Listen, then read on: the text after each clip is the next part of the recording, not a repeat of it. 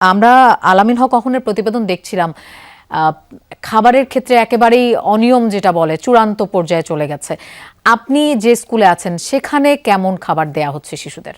লোপা, যে প্রতিবেদন আমরা দর্শকদের, যমুনা টেলিভিশন দর্শকদের দেখিয়েছি, আলামিন ভাই অহনের সাথে আমিও ছিলাম এবং আমরা শুরু করেছিলাম এই স্কুল ফিডিং দিয়েই মূলত শুরু করেছিলাম থুপসারা সরকারি প্রাথমিক বিদ্যালয়।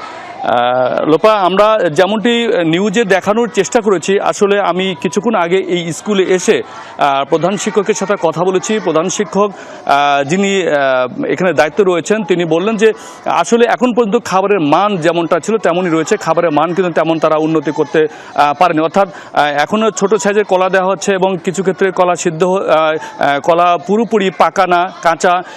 এবং রুটির ক্ষেত্রে যেটি আমরা দেখিয়েছিলাম যে নিউজে যেমনটি ঠিক তেমনই রয়েছে, রুটিরও তেমন কোনো উন্নতি হয়নি। প্রধান শিক্ষক যিনি রয়েছেন তিনি আমাকে বলার চেষ্টা করেছেন যে আপনাদের মাধ্যমে হয়তো বা আমাদের খাবার উন্নত হবে, কিন্তু এখন পর্যন্ত সে উন্নত খাবার পরিবেশন দেখিনি।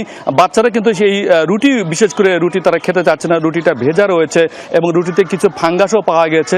এই রুটির যে সরবরাহ করা হচ্ছে সেই রুটি কিন্তু এখন পর্যন্ত চেঞ্জ করা হয়নি। স্কুলের শিক্ষক যারা রয়েছেন তারা কিন্তু এই খাবার নিয়ে তারা যথেষ্ট অসন্তুষ্টি প্রকাশ করেছেন আমাদের কাছে এবং এখানকার যারা কর্তৃপক্ষ রয়েছেন তাদের সাথে আমরা কথা বলার চেষ্টা করেছি। তারা বলছে যে পর্যায়ক্রমে এটি মনিটরিং করা হবে, এমন কথা তারা বলছেন। সব মিলে জয়পুরহাটের কালাই উপজেলার সবকটি স্কুলে যে স্কুল ফিডিং দেওয়া হচ্ছে অধিকাংশ স্কুলে আমরা তদারকি আমরা অনুসন্ধানে গিয়েছিলাম, সেই একই চিত্র আমরা পেয়েছি।